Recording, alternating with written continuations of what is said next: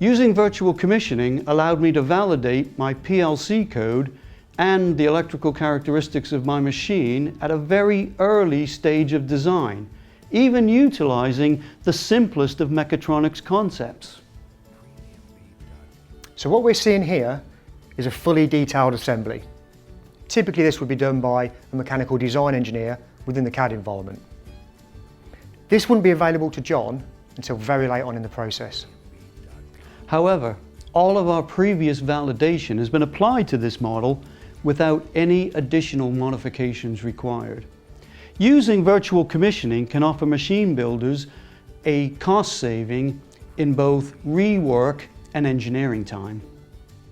We hope this series of videos has helped answer some of your questions on digital twin and virtual commissioning.